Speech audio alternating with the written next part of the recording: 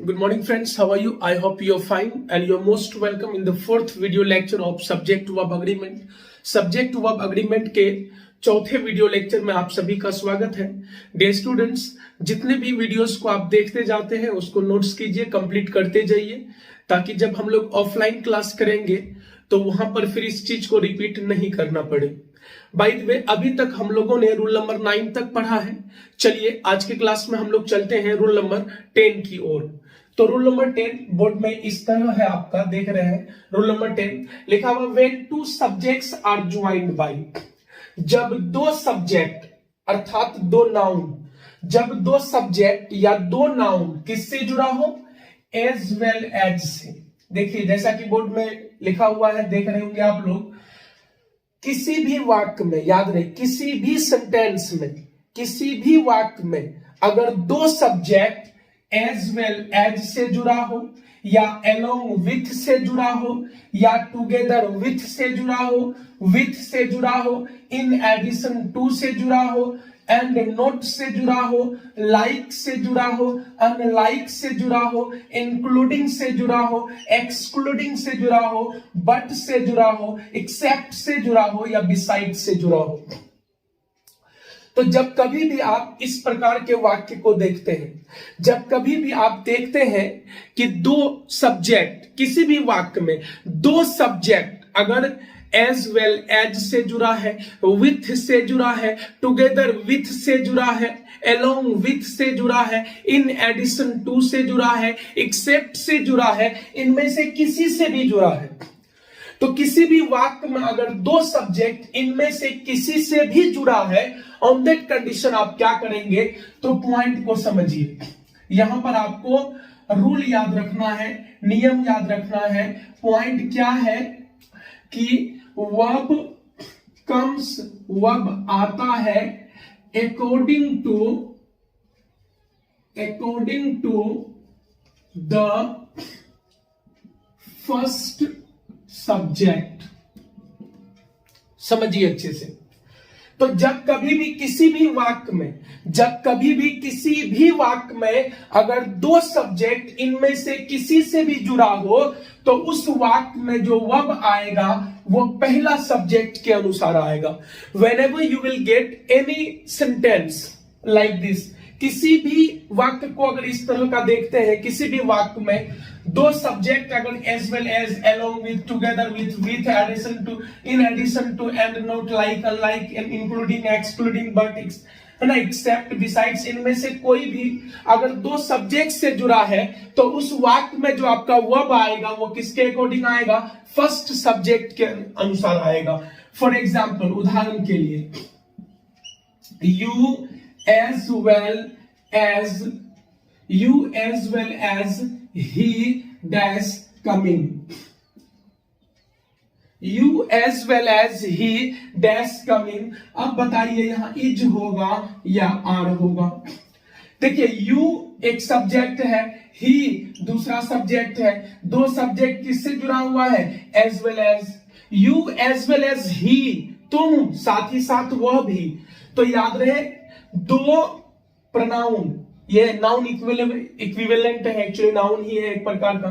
तो याद रहे जब किसी वाक्य में दो सब्जेक्ट अगर एज वेल एज से जुड़ा हो, किसी भी वाक्य में अगर दो सब्जेक्ट एज वेल एज से जुड़ा हो, तो यहां जो वर्ब आएगा किसके अकॉर्डिंग आएगा, पहला सब्जेक्ट के अनुसार, सब्जेक्ट फर्स्ट के अकॉर्डिंग। तो यू आर लेगा जबकि ही इज लेता है। तो याद रहे जब दो सब्जेक्ट एज वेल एज से जुड़ा हो, तो पहला सब्जेक्ट के अनुसार आपका वर्ब आता है। तो पहला सब्जेक्ट यू है, इसलिए यहां पर क्या होगा, आर होगा। You as well as he are coming. देखिए कई लोग काफी प्रॉब्लम, आई थिंक यहां पर मिस्टेक्स कर देते हैं। You as well as he is coming, क्योंकि ही के साथ इज लगता है तो ही इज कमिंग कर देता है। लेकिन याद रहे जब दो सब्जेक्ट एज वेल एज से जुड़ा हो, जब दो सब्जेक्ट एज वेल एज से जुड़ा हो, तो यहां पर जो वर्ब आता है फर्स्ट सब्जेक्ट के अकॉर्डिंग आता है। आपको किसी भी कीमत में याद रखना है। जैसे एक और एग्जांपल लीजिए, the teacher together with his all students dash absent। अब यहां बताइए इज होगा या आर होगा?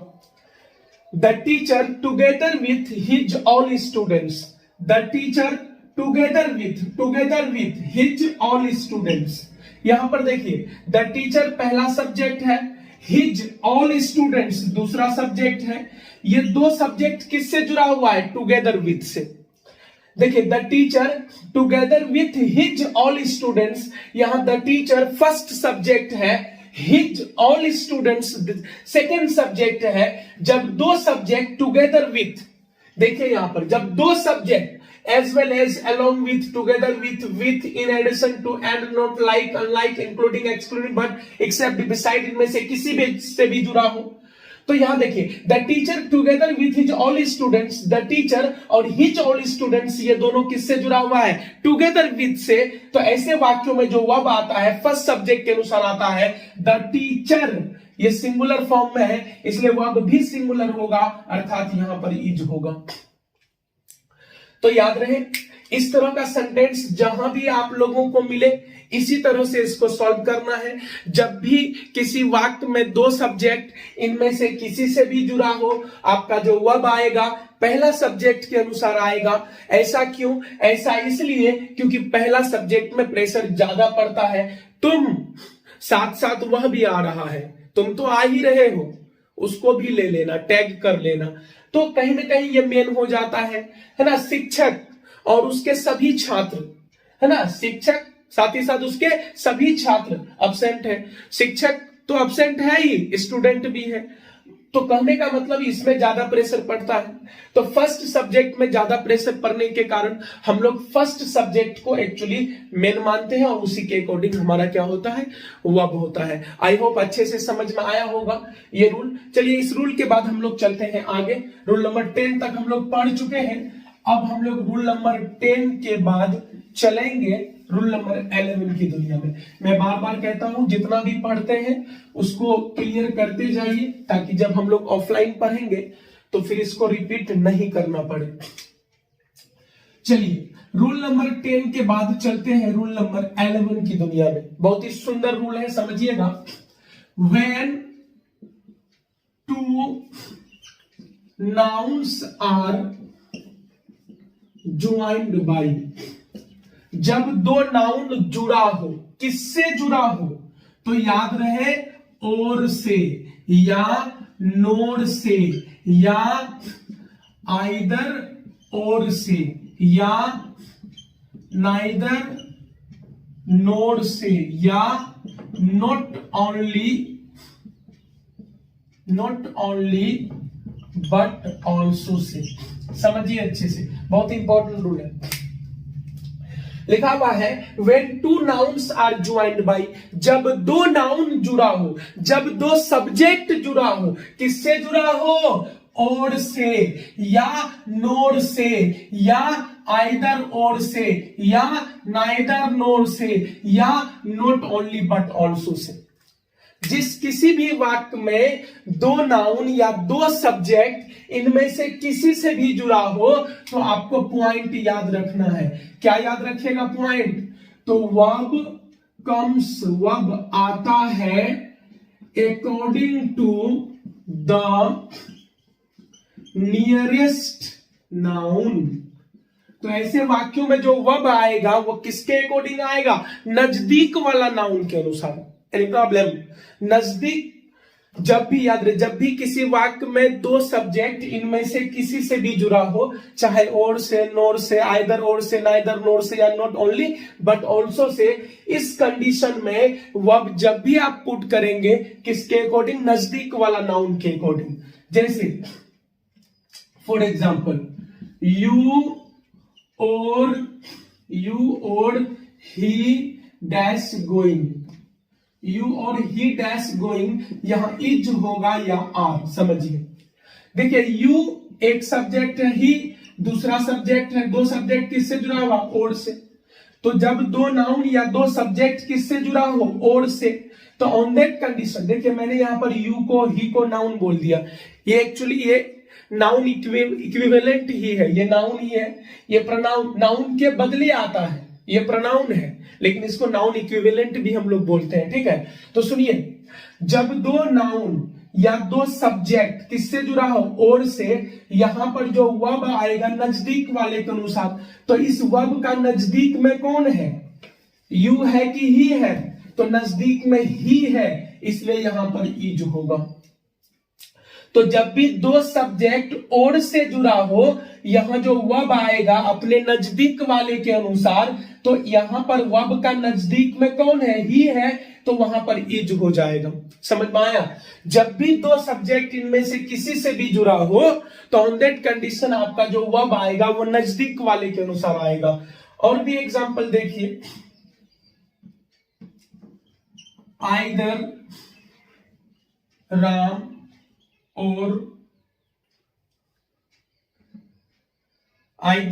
और आई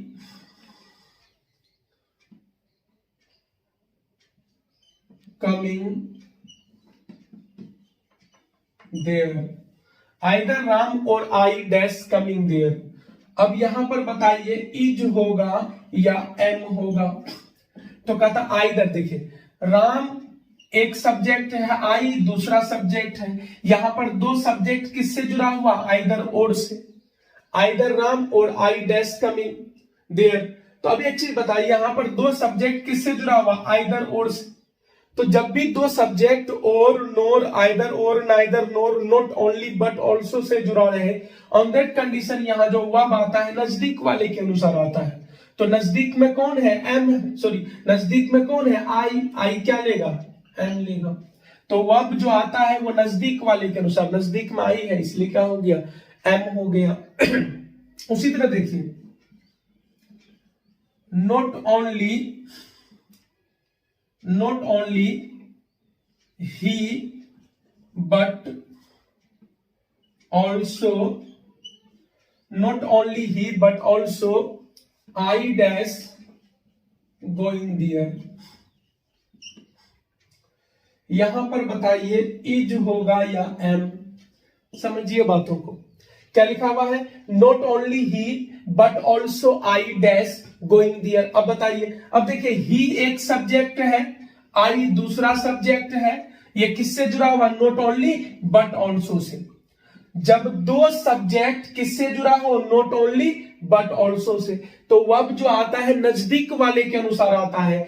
इसमें इस वर्ब का नजदीक में कौन है, आई, आई क्या लेगा, एम लेगा। तो डियर स्टूडेंट्स याद रखेंगे, when two nouns are joined by or, nor, either or, neither, nor, not only but also, याद रखेंगे verb comes according to the nearest noun. जब कभी भी किसी भी वाक्य में अगर दो नाउन या दो सब्जेक्ट और, nor, either or, neither, nor, not only but also say जुड़ा हुआ है, तो याद रखिएगा उस वाक्य में जो वर्ब आता है नजदीक वाले के अनुसार आता है। यहां जैसा कि आपने देखा यू और ही डैश गोइंग, यहां दो सब्जेक्ट जो है और से जुड़ा हुआ है, इसलिए नजदीक वाले के अनुसार वर्ब आया, ही इज हो गया। इस वर्ब के लिए नजदीक तो यही है ना जी, तो नजदीक वाले के अकॉर्डिंग लगा, ही इज ले लिया वहां पर। आइदर और से राम और आई जुड़ा हुआ है, तो वर्ब का नजदीक कौन है, आई, इसलिए आई यहां पर एम ले लिया। Not only but also say ही और आई जुड़ा हुआ है, तो वर्ब का नजदीक कौन है, आई, इसलिए यहां पर क्या हो गया, एम हो गया। एक और एग्जाम्पल इसमें देखिए, बहुत ही इंपॉर्टेंट एग्जाम्पल है, क्योंकि इस रूल में कई लोग ये लिख देते हैं कि जब भी दो सब्जेक्ट और, nor, either or, neither, nor, not only but also say जुड़ा हो, तो वर्ब जो है दूसरा सब्जेक्ट के अनुसार आता है। ऐसा लिखना गलत है। क्यों है गलत, तो इस एग्जांपल को देखिए, जैसे डैश यू और ही गोइंग। चलिए ये इंट्रोगेटिव सेंटेंस हो गया। यहां बताइए इज होगा या आर होगा, यही समझना है ना। जैसे यू और ही इज गोइंग था, वहां पर जब दो वर्ड और से जुड़ा हो, जब दो सब्जेक्ट, देखिए ही एक सब्जेक्ट है, सॉरी यू एक सब्जेक्ट है, ही दूसरा सब्जेक्ट है, दो सब्जेक्ट और से जुड़ा हुआ है। तो यहां पर जब ब्लैंक रहता था तो नजदीक वाले के अनुसार लेते थे, यू और ही इज गोइंग हो जाता था। अब यहां देखिए क्या है, डैश, ये इंट्रोगेटिव सेंटेंस बन गया, डैश यू और ही गोइंग है यहां पर। तो देखिए दो सब्जेक्ट और से जुड़ा हुआ है, यहां जो वर्ब आएगा किसके अकॉर्डिंग आएगा, नजदीक वाले के अकॉर्डिंग आएगा। इस वर्ब का नजदीक कौन है, यू और ही। तो यहां पर इस वर्ब का नजदीक यू है, इसलिए आपका आंसर इस यहां पर क्या होगा, आर होगा। तो ऐसा लिखना बिल्कुल गलत है कि जब दो सब्जेक्ट और nor, either or, neither nor, not only but also say जुड़ा हो तो वर्ब सेकेंड सब्जेक्ट के अनुसार आता है, ऐसा लिखना गलत है। आप लिखेंगे या आप याद रखेंगे कि जब भी दो सब्जेक्ट और नोर, आइदर और, है ना, neither nor, not only but also say जुड़ा हो तो आपका जो वर्ब है वो नजदीक वाला सब्जेक्ट के अनुसार आएगा। तो यहां पर देखिए दो सब्जेक्ट और से जुड़ा हुआ है, मुझे यहां वर्ब पुट करना था, तो इस वर्ब का नजदीक कौन है, यू, इसलिए यहां पर आर आया। लेकिन इसी सेंटेंस को हम असर्टिव बनाते हैं, जैसे यू और ही डैश गोइंग। अब बताइए यहां इज होगा या आर होगा, यू और ही डैश गोइंग। अब बताइए यहां पर इज होगा या आर होगा। तो देखिए दो सब्जेक्ट किससे जुड़ा हुआ, और से। जब दो सब्जेक्ट और से जुड़ा हो तो नजदीक वाले के अनुसार वर्ब आता है। वर्ब किसके अनुसार आएगा, नजदीक। तो इस वाक्य में वर्ब का नजदीक कौन है, ही है, इसलिए यहां पर इज होगा। यहां पर नजदीक कौन था, यू, इसलिए यहां पर क्या हुआ, आर हुआ। तो याद रखिएगा किसी भी इस तरह का वाक्य जहां भी आपको मिले वर्ब नजदीक वाले सब्जेक्ट के अनुसार आप पुट करेंगे। चलिए रूल नंबर 10 हम लोग पढ़ चुके हैं, आई थिंक रूल नंबर 11 तक हो चुका है। चलिए अब रूल नंबर 12 की ओर चलेंगे हम लोग। चलिए तो रूल नंबर 11 के बाद हम लोग चलेंगे रूल नंबर 12 की ओर। रूल नंबर 12 समझिए, रूल नंबर 12 को आपको समझना है कि अगर किसी भी वाक्य में सब्जेक्ट हो, ठीक है, किसी भी वाक्य में क्या हो, किसी भी वाक्य के शुरू में सब्जेक्ट हो और सब्जेक्ट के तुरंत बाद एपोजिशन हो, क्या हो, एपोजिशन हो। किसी भी वाक्य में सब्जेक्ट के तुरंत बाद अगर एपोजिशन हो तो इस वाक्य में जो वर्ब आएगा तो क्या इस सब्जेक्ट के अनुसार आएगा या एपोजिशन के अनुसार आएगा। तो याद रखिएगा इस वाक्य में जो आपका वर्ब आएगा वो आएगा according to the subject. Any problem, समझना अच्छे से।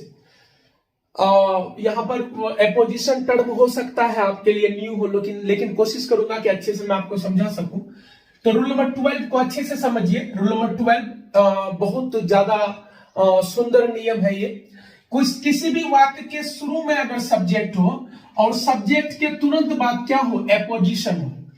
रूल नंबर 12 क्या कह रहा है कि किसी भी वाक्य में सब्जेक्ट हो और सब्जेक्ट के तुरंत बाद क्या हो, एपोजिशन हो, तो उस वाक्य में आप जो वर्ब यूज करेंगे तो किसके अकॉर्डिंग यूज करेंगे, सब्जेक्ट के अकॉर्डिंग या एपोजिशन के अकॉर्डिंग करेंगे। हमने लिखा according to the subject, subject के अनुसार होगा। ये एपोजिशन है क्या, तो एपोजिशन है सब्जेक्ट का उपनाम। किसी भी कर्ता का उपनाम को ही एपोजिशन कहा जाता है ना। एपोजिशन का मतलब है उपनाम। किसका उपनाम, तो याद रहे कर्ता का। Any problem. तो सब्जेक्ट का उपनाम, सब्जेक्ट का उपनाम, कर्ता का उपनाम ही क्या कहलाता है, एपोजिशन। तो किसी भी वाक्य में अगर सब्जेक्ट हो और सब्जेक्ट के बाद एपोजिशन हो तो वर्ब याद रहे एपोजिशन के अनुसार नहीं, वर्ब सब्जेक्ट के अनुसार आएगा, याद रहे। तो कर्ता का उपनाम ही क्या कहलाता है, एपोजिशन। जैसे मैं बोल, मैं एमएस सर आपका स्वागत करता हूं, तो कर्ता कौन है, मैं। ये मैं ही क्या है, एमएस सर है। मैं का दूसरा वाला नाम मैं जो है करता है ही, लेकिन उन्होंने अपने लिए कौन सा नाम यूज किया, एमएस सर। तो याद रहे जैसे मैं बोलूं I am S sir, I MS sir dash brought a new car for you. यहां पर हैव होगा या हैज।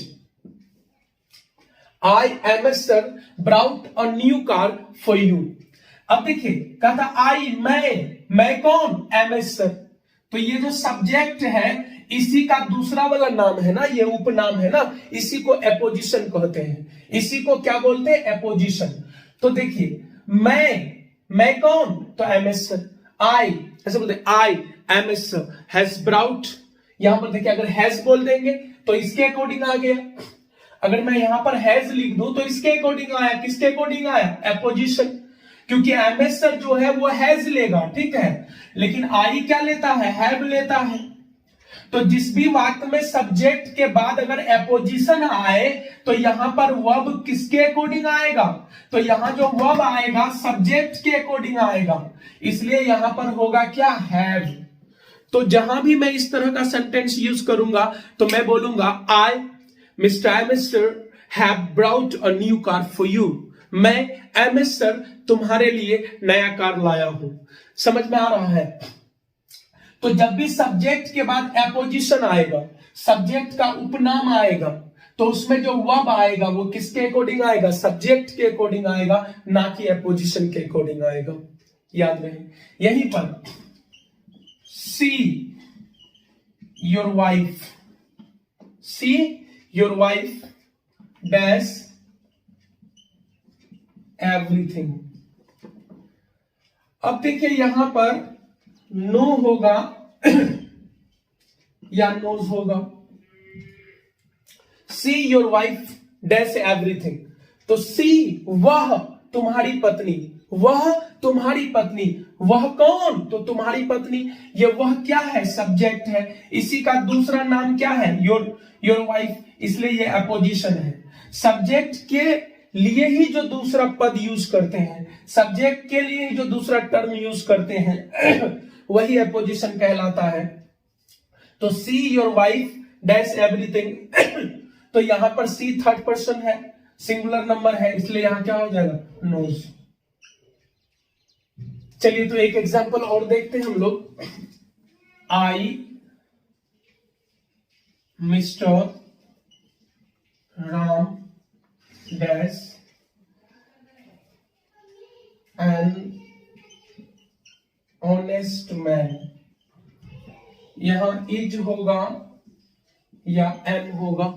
चलिए तो कहता I mister Ram, I mister Ram, I मैं जो कि मिस्टर राम हूं, मतलब मेरा ही नाम क्या है, मिस्टर राम है। तो यहां पर आई क्या है, सब्जेक्ट है, इसी सब्जेक्ट का ये एपोजिशन है।